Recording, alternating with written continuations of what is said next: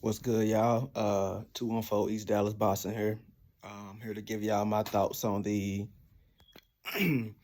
my post-fight thoughts to the Errol Spence versus my brain keeps saying Keith Thurman, Terrence Crawford match where Errol Spence lost by TKO. I don't even remember what round. Don't care. Y'all know I'm a big Errol Spence fan. Didn't like what I saw. Now I'm gonna give my thoughts overall on what I think happened, what I seen happen, and who do I think is the blame for the performance we saw on Saturday night. Now, I know Errol Spence said he don't want to make no excuses, and I see a lot of people on YouTube saying, they not gonna make no excuses.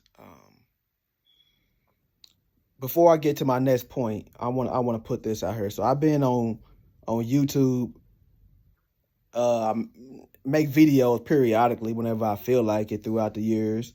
But I always been here just watching different people perspectives, and YouTube is one of the main reasons why platforms like ESPN is losing money, because you have people on here who come get on here and give unique perspectives, unique thoughts on different topics. But in this particular situation, we're talking about sports. Uh, I remember when I first got on YouTube back in, I think, 2010, maybe 2011. Some of the people I first started following was people like Bruce Blitz, The Truth 683, 78 Sports TV, Carcino, Gambino, Blood Boston, Ashy Knuckles. Those are some of the ones that come to my mind first. And they was giving unique, authentic perspectives, and still do to this day, all of them. So this video ain't no slug to them. They still do to this day. And that's what made YouTube so unique to hear this type of talk. I quit watching ESPN around that same time. I would come to YouTube and get my sports perspectives, initially from those guys who I named, but then as the years went by, more people I would listen to, more people and more people. Now, the good thing about being on YouTube, these content creators, they gave their actual opinion. They didn't have no handler telling them what they can say, can't say, trying to save face, advertisers. There wasn't no advertising back then. Advertisers who they had to suck up to, none of that bullshit. So that's what made it real unique. I say that to say I see some people, and like I said, I'm not talking about the people who I just named. I'm not talking about nobody specific, but I see some people. They trying to go to ESPN. Some creators go to ESPN route of not necessarily speaking on what they saw. Now let me get to my point about the fight. I don't give a fuck if you a Bud fan, a Errol Spence hater, a Errol Spence fan, whoever. Y'all know something was wrong with that man. He ain't got to make no excuse. But I'm not finna get on here. I'm not Errol Spence. I'm not the fighter. I'm not finna get on here. Well, I'm not making no excuse. I'm not making no excuse. And I'm gonna get on here and tell you exactly what the fuck I saw. You know what I'm saying? And my thoughts about what the fuck I saw. And that was not the real Errol Spence.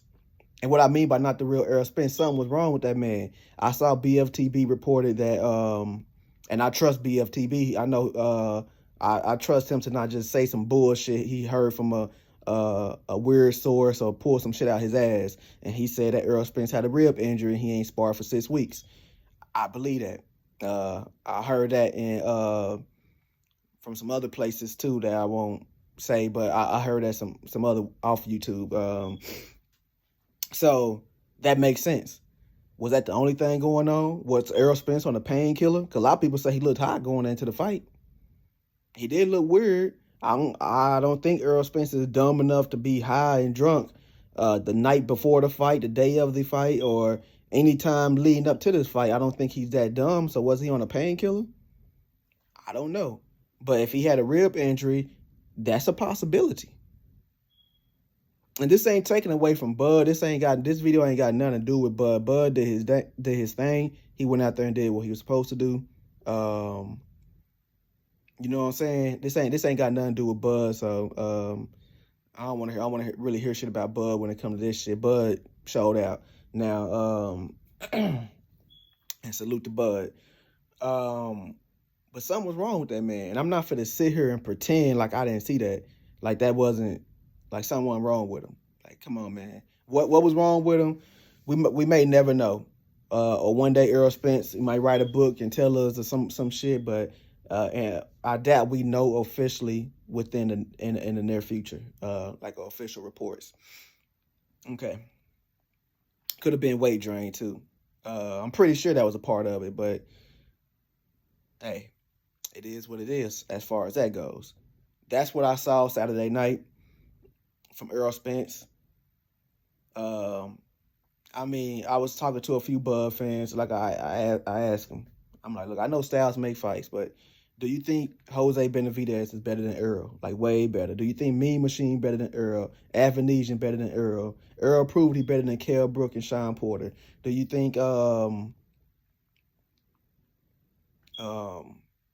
Jeff Horn is better than Earl, and they say no to every single one. Yet all those fighters put up a way more competitive fight with Bud than Earl did. Even Kell Brook, getting knocked out early, put up a better fight than Errol Spence. Come on, man. Just keep it a buck, man. You could give Bud his credit and at the same time keep it a buck and say something wrong with that man. And I know that that so-called doctor out there saying some neurological issues, and I don't think it's nothing like that. But who knows? Could be. Who knows? There's something wrong with him. I don't think that's what it is, though. But anyway, who's to blame for this? So if Errol had an injury going into this fight, couldn't train properly, and decided not to pull out the fight, then that's Errol's decision. And quite frankly, I don't blame him. You know what I'm saying? That's why I can't take away from Bud. I don't. If I was in Earl position, I'm taking that fight too, injury or not. I'm taking that ass whooping for my biggest payday. Because don't forget, Earl missed his biggest payday already with Manny Pacquiao.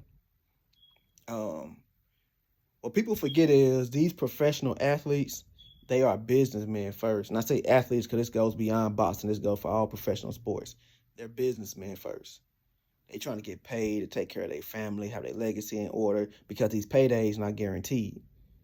You know, especially in boxing, they're not guaranteed. You miss out on a payday, you might not get that opportunity again. He already missed out on Manny Pacquiao. I'm going in there taking that ass whooping too, man, and just giving my all. He showed heart, he showed grit. You know what I'm saying? Same thing Deontay Wilder did in a Tyson Fury 3 fight. Showed heart and showed grit. That's why Errol Spence Jr. and Deontay Wilder will continue to be my favorite fighters. I respect heart. I respect that warrior mindset, that not give up mindset, whether I have an injury or not, and then just he still believe in himself, at least what he putting out there, and he didn't lose confidence. So salute. I respect that. Now, who's to blame? Well, number one, the most blame go to Errol Spence Jr.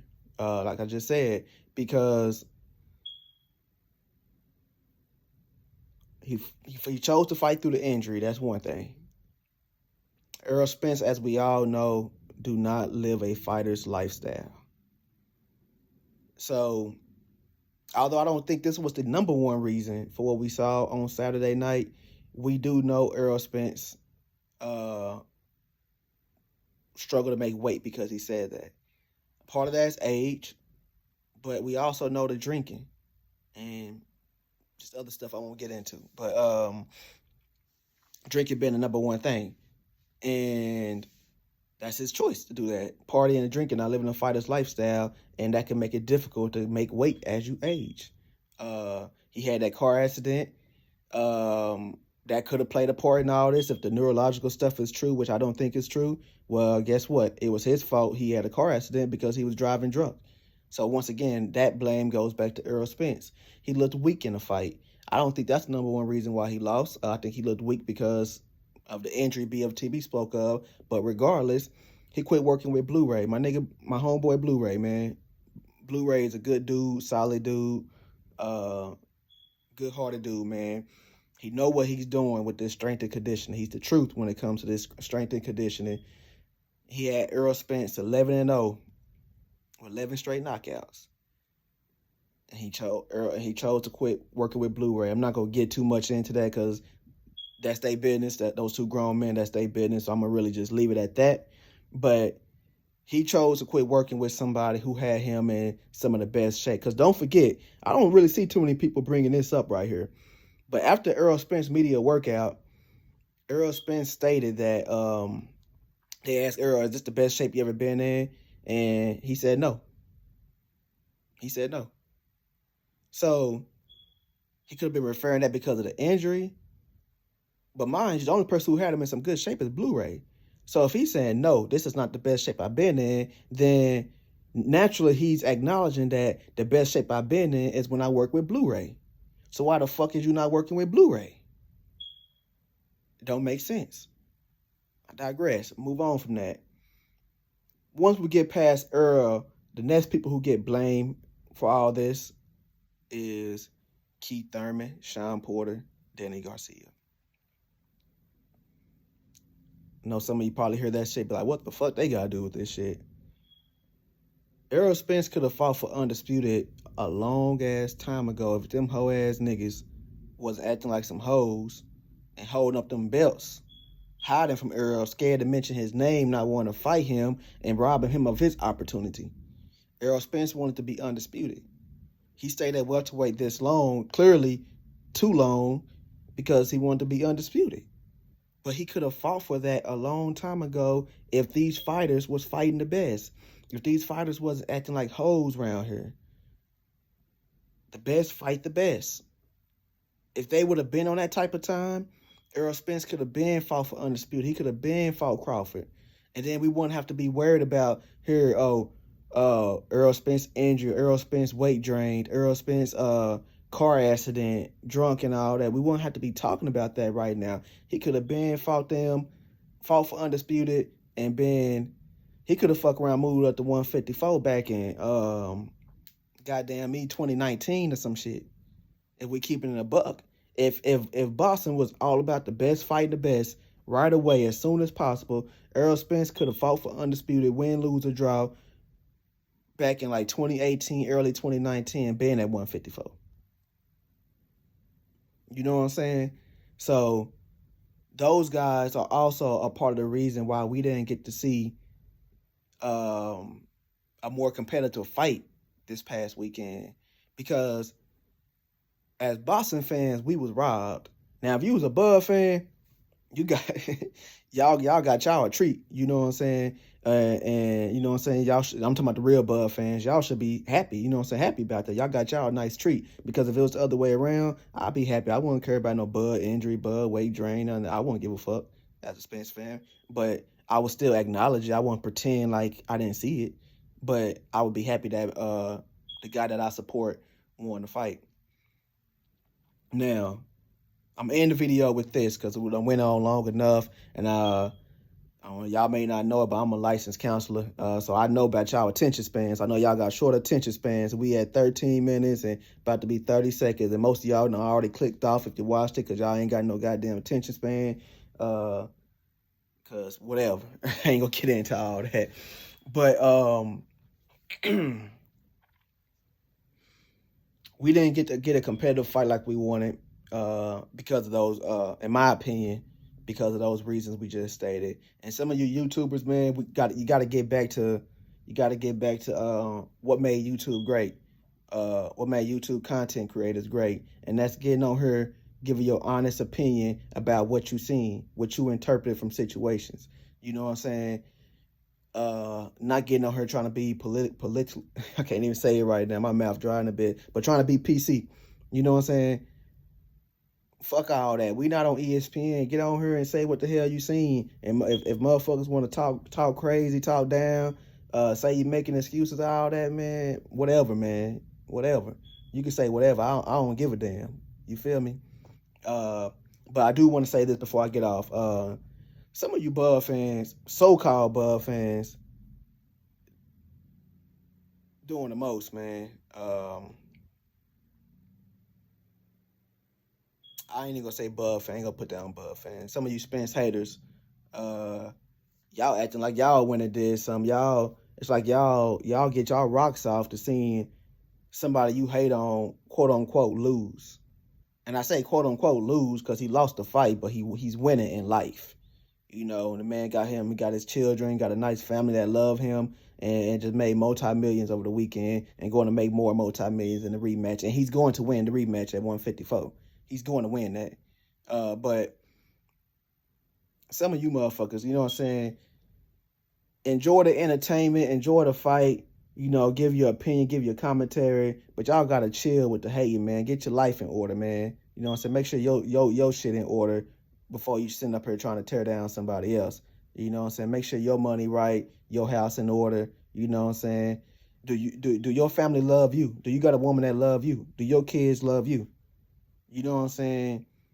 Are you able to pay your bills without having to ask to borrow some money from people all the time and shit? You know what I'm saying? Did your car get repossessed recently? Or do you own a car? You know what I'm saying? Do you own anything? Your bills in your name. You know what I'm saying? Ask yourself those questions. And if the answer is no to any of that, then enjoy the entertainment, support your fighter, but get your motherfucking life in order and quit trying to act like, you know what I'm saying, living vicariously through another fighter's so-called failure. But anyway, that's all I gotta say about that. Salute to, you know what I'm saying, whoever watched the video, everybody out there, all them content creators who I said earlier, salute to y'all. I'm gonna holler at y'all. I might be back with another one, might not, who knows, but y'all have a good one. Peace.